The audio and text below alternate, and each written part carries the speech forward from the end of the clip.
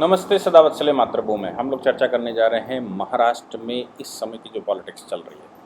अब ऐसा एहसास हो रहा है, दो बातों में से एक बात हो सकती है। एक बात तो ये है कि पॉलिटिकल ड्रामा, चूँकि लोग समझ गए थे कि ये पॉलिटिकल ड्रामा आपस में चल रहा है, इसलिए पॉलिटिकल ड्रामे को और रियल बनाने की कोशिश चल रही हो। दूसरा ये भी है कि वाक़ई में उनके बीच में दरार पड़ गई हो। लेकिन पॉलिटिकल ड्रामा शुरू करने की कोशिश की गई थी, लेकिन मुझे लगता है कि वो पॉलिटिकल दरार के रूप में सामने आ चुकी है और वो पॉलिटिकल दरार बन चुकी है।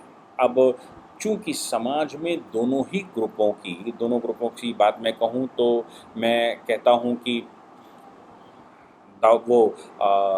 उद्धव ठाकरे ग्रुप, या फिर मैं बात करूं कि दूसरा ग्रुप, दोनों ही ग्रुप इस समय अपनी अपने तरीके से अपनी अपनी बात को कहने की कोशिश कर रहे हैं। यहाँ तक कि एक ग्रुप तो ये तक कहने की कोशिश कर रहा है कि भाई शिवसेना सेना है और सेना अपने ही सैनिकों को मारने का काम करती है। कभी आपने सुना है कि सेना कभी अपने ही, जिनकी सुरक्षा करने के लिए सेना बनी हो, वो अपने ही लोगों को मारने की कोशिश करे, चाहे भले ही कितना भी गड़बड़ क्यों न कर दें। सेना जब बनाई जाती है तो सेना तो दुश्मन को ही मारती है, और जब सेना अपने ही लोगों को दुश्मन मानने लगे तो आप सोच सकते हैं वो कैसी शिवसेना होगी।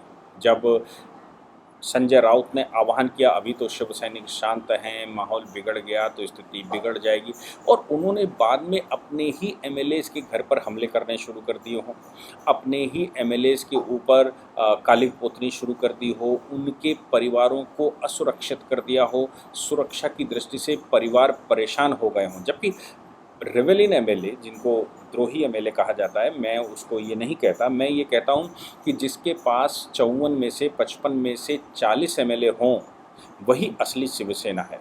तो असली शिवसेना वर्सेस एक्स शिवसेना के चीफ ये उद्धव ठाकरे।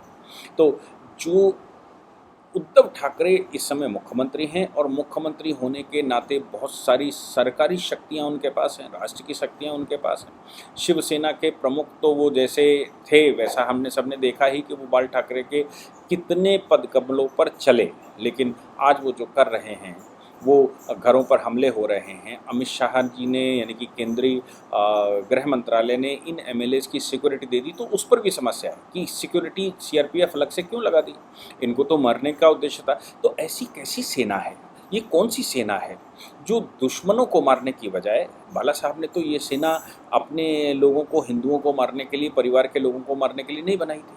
बाला साहब ने तो ये सेना दुश्मनों को, आक्रांताओं के वंशज जो अपने आप को कहते हैं, भारत को कुदृष्टि से देखते हैं, भारत भूमि को अपनी माँ नहीं मानते और भारत को रौंदना चाहते हैं, भारत के लोगों को जो काफिर कहते हैं, भारत के लोगों के ऊपर जो हमले करना चाहते हैं, उनके वंशों को समाप्त करना चाहते हैं, उनके समापन के लिए वो सेना बनी थी।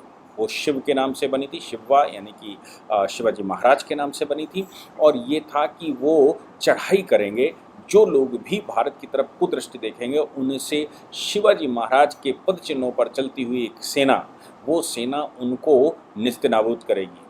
लेकिन उद्धव ठाकरे की कैसी सेना है जो अपने ही लोगों को मार रही है, अपने ही घरों पर हमले कर रही है, जबकि उनका संरक्षण कर रही है जो कि भारत भूमि में आक्रांताओं के वंशज हैं या उनके साथ कुछ गलत करना चाहते हैं। ऐसे गलत करने वाले लोगों के साथ अगर ये शिवसेना खड़ी हो गई और ये खड़ी हो रही है, तो फिर आप सोच सकते हैं कि ये सेना कितना सहयोग करने की कोशिश कर रही होगी और किसका सहयोग कर रही होगी। तो फिर अब ये सेना जो द्रोही हो गई, पक्षद्रोही हो गई, जिसने आइडियोलॉजी ख़त्म कर ली हो, क्या ऐसी सेना की अभी आवश्यकता है, या फिर ऐसी सेना के सेना प्रमुख या उनका नेतृत्व बदलने की आवश्यकता है? आवश्यक नहीं है कि बाप का बेटा उसी पदचिन्ह पर चले और वैसा ही सिद्ध हो जैसा बाप सिद्ध होता है। जैसा पिता जिस राहमार्ग पर चलता है, पिता की आइडियोलॉजी को बेटा फॉलो करे, ये आवश्यक नहीं है। इसलिए अगर बेटा द्रोही हो जाए, उसका परिवार द्रोही हो जाए, वो उन विपक्षियों के साथ बैठ जाए, तो फिर क्या करना चाहिए, ये हम सबको सोचना ही पड़ेगा। बिल्कुल वैसे ही जैसे आपने घर की सुरक्षा करने के लिए एक कोई जानवर पाला और वो जानवर आपको ही मारने लगे, मैं उस जानवर में शेर को कह लूँ, बिल्ली को कह लूँ, कुत्ते को कह लूँ, वो आपको ही काटने लगे, तो अब आप समझ लीजिए कि उसका हमने क्या करना होता है। क्योंकि कोई भी सेना, शिवसेना भी अगर अपने आप को कहती है, तो शिवसेना भी बिना शिव सैनिकों के, बिना जनता के, बिना लोगों के नहीं हो सकती। अब मामला कुछ आगे बढ़ गया है। मामला आगे ये बढ़ गया है कि डिप्टी स्पीकर जो अपने आप को कहते हैं, वो उन्होंने डिस्क्वालिफिकेशन का नोटिस 16 एमएलएज को दे दिया। क्यों दे दिया है? क्योंकि एक बैठक बुलाई गई थी शिवसेना के द्वारा, मतलब उद्धव ठाकरे के द्वारा, और वो उसमें शामिल नहीं हुए। अब उसमें व्हिप माना गया, तो सवाल 2-3 पैदा हो गए। सवाल ये पैदा हुए कि डिप्टी स्पीकर, बिना स्पीकर के क्या डिप्टी स्पीकर को अधिकार है? पहली बात। और डिप्टी स्पीकर को अगर अधिकार है तो कहाँ? सदन बुलाने के बाद अधिकार है, सदन के बाहर ही क्रिया करने का अधिकार है। किसी पॉलिटिकल मीटिंग में न उपस्थित होने पर पॉलिटिकल पार्टी के कुछ लोग जिनके पास अधिकार नहीं है, ना ही वो नेता सदन है, ना ही उनमें से विप का लीडर है। विप लीडर मतलब एक विप लीडर अपॉइंट किया जाता है जो विप जारी करता है। दूसरी बात ये आती है कि नेता सदन, क्योंकि स्पीकर या डिप्टी स्पीकर को तो नेता सदन ही सेटिस्फाई करता है, किसी पार्टी के चीफ से वो नहीं मिलता। पार्टी चीफ बना भी बैठा है, पार्टी का कोई भी कार्य करता है, उसकी बात वो नहीं मानता और मानने के लिए बाध्य भी नहीं होता। उस पार्टी की बात तो वो केवल पार्टी के नेता सदन के माध्यम से सुनता है, और वो सदन का नेता जो कहेगा वही पार्टी की बात मानी जाती है। तो नेता सदन तो एकनाथ शिंदे थे। अब एकनाथ शिंदे जिनके पास 55 में से 40 विधायक बैठे हों, उनको हटा देना, नेता सदन दूसरा अजय चौधरी को नियुक्त कर देना, क्या बाकी के 14 एमएलए, 54 में से 14 एमएलए का कोरम हो सकता है जो नेता सदन चुन लें? ये प्रश्न सुप्रीम कोर्ट के सामने गया है। दूसरी बात ये आती है कि जिसके पास सेना के 2/3 एमएलए हों, सदन में, सरकार में रिप्रेजेंटेशन वो कर सकता है या कोई और कर सकता है? क्योंकि ये लड़ाई क्या सेना वर्सेस सेना है? नहीं, ये लड़ाई सेना वर्सेस सेना नहीं है। ये लड़ाई तो सरकार में है कि सरकार में कौन सपोर्ट करेगा, कि कोई पार्टी सरकार के कामकाज को कैसे इफेक्ट करती। सरकार तो संविधान से चलती है, भारत के संविधान से चलती है, जबकि पार्टी वो अपने संविधान से चलती है। पार्टी का संविधान सरकार के, यानी कि देश के संविधान के ऊपर प्रिवेल कैसे कर जाएगा? हाँ, पॉलिटिकल पार्टी नाम चुनने का काम करती हैं, चुनाव लड़वाने का काम करती हैं, कैंडिडेट को सपोर्ट करने का काम कर सकती हैं, लेकिन जब कैंडिडेट चुनकर सदन में पहुंच जाए तो सदन के अंदर भारत का संविधान काम करता है और पॉलिटिकल पार्टी बाहर हो जाती है। कहने के लिए हम पॉलिटिकल पार्टी का नाम लेते हैं, लेकिन सदन के अंदर तो जो लोग चुन कर गए हैं वो अपना वोट करते हैं, वो अपना नेता चुनते हैं। वो नेता कम्युनिकेट करता है पॉलिटिकल विंग के साथ। पॉलिटिकल विंग से मतलब वो कम्युनिकेट करता है स्पीकर के या डिप्टी स्पीकर के साथ, जो भी चेयरपर्सन होता है। तो फिर पॉलिटिकल पार्टी जैसे ही सदन बैठता है वैसी पॉलिटिकल पार्टी बाहर हो जाती है, और सदन के अंदर जो लोग चुनकर आते हैं वही पॉलिटिकल रिप्रेजेंटेशन माना जाता है। अब उसमें एंटी डिफेक्शन लॉ लागू हो सकता है, वो तब लागू हो सकता है जब नेता सदन को समस्या हो। लेकिन नेता सदन को ही बदल देना, जबकि एमएलए की बैठक ना हुई हो, और एमएलए की बैठक हुई भी हो तो उसमें 1/3 से कम एमएलए हों, तो क्या 1/3 से कम एमएलए ये तय कर सकते? और अगर हमने कहा कोरम भी मान लिया जाए, तो अब सवाल पैदा होता है जो विप का अधिकारी है या जो नेता सदन है, वो दोनों ही एब्सेंट हों, तो क्या अब 1/3 से कम लोग नेता सदन चुन सकते हैं? क्या 1/3 से कम लोग विप प्रमुख चुन सकते हैं? लेकिन अभी तो उन्होंने चुन लिया, तो उनके आधार पर नेता सदन जो नए नियुक्त हो गए, जो मुझे लगता है अनऑथराइज्ड है, गलत तरीके से चुने गए, वो अगर डिप्टी स्पीकर को कह दें और डिप्टी स्पीकर उसके आधार पर नोटिस जारी कर दे बिना सदन बुलाए, ये बहुत सारी कॉन्स्टिट्यूशनल एनोमलीज खड़ी हो गई हैं। इन कॉन्स्टिट्यूशनल एनोमलीज का जवाब कौन देगा?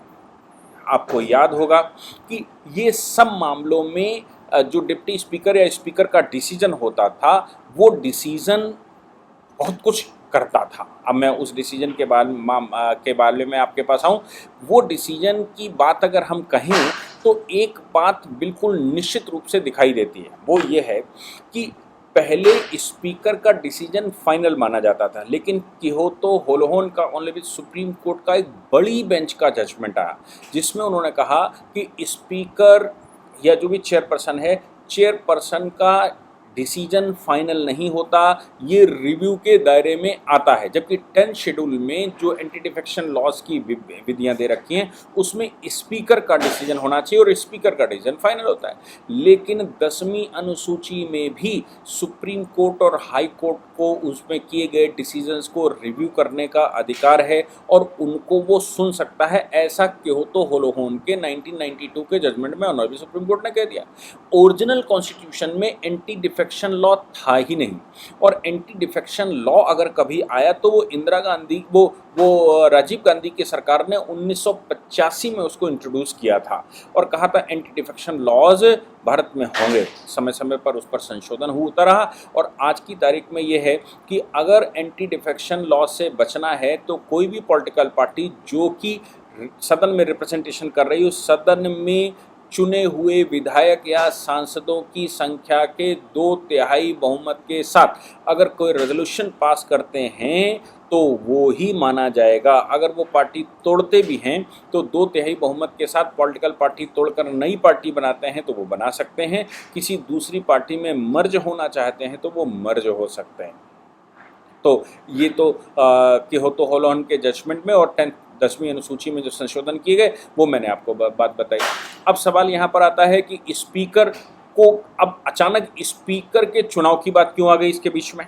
स्पीकर के चुनाव की बात इसलिए आ गई क्योंकि ये स्पीकर के चुनाव में ये 40 और 40 विधायक वो और 10 उनके पास एकनाथ शिंदे के पास जो इंडिपेंडेंट हैं, ऐसे 50 विधायक अनुपस्थित होंगे तो उनको बुलाने का काम किया जाएगा। अब जैसे ही स्पीकर के चुनाव का नंबर आएगा तो फिर पार्टी व्हिप जारी करेगी। अब व्हिप जारी करने का काम कौन करेगा? वो अजय चौधरी करेंगे जो नए चुन लिए गए 12-13 विधायकों की तरह, या फिर जो 40 विधायकों के नेता सदन हैं एकनाथ शिंदे करेंगे। इसमें डिस्प्यूट है क्योंकि स्पीकर डिप्टी स्पीकर बायस होते हैं, वो पॉलिटिकल पार्टी से बंधे हुए होते हैं, इसलिए 100 में 99% speaker deputy speaker political party के साथ ही जाते हैं, सरकार को बचाने के लिए अपनी शक्तियों का दुरुपयोग करते हैं। इसलिए वो सवाल खड़ा होता है उनकी लॉयल्टी पर। ऐसे सुप्रीम कोर्ट कई एक जजमेंट्स में कह चुका है कि नहीं, उनकी लॉयल्टी पर सवाल खड़ा होता है क्योंकि वो बायस हो जाते हैं। हाँ, एक प्रश्न और जो शिंदे गुट ने ऑनरेबल सुप्रीम कोर्ट में उठाया है, मैं शिंदे गुट के 3 सवालों के बारे में आपको बता दूं कि उन्होंने 3 सवाल क्या क्या उठाया। पहला ये उन्होंने उठाया कि जो व्हिप जारी करने वाला व्यक्ति है वो तो हमारे साथ है, मतलब व्हिप प्रमुख जिसको बनाया था वो आज 40 विधायकों के साथ है, तो क्या ये जो 13 विधायक 12 विधायक बचे हैं ये व्हिप जारी करने वाला कोई नया अपॉइंट कर सकते हैं? दूसरी बात है नेता सदन जिसके पास 2/3 बहुमत आज भी सदन में है, क्या उसके न होते हुए या उन 40 लोगों के न होते हुए 12-13 विधायक क्या नए नेता सदन का चुनाव कर सकते हैं? तीसरा प्रश्न उन्होंने उठाया है कि डिप्टी स्पीकर जब तक अपनी पार्टी, वो चूँकि एनसीपी के हैं, एनसीपी अपनी पार्टी से इस्तीफा न दें, बिना इस्तीफा दिए क्या वो डिप्टी स्पीकर के पद पर रहते हुए ये जो डिसीजन लेंगे ये डिसीजन वैध होंगे?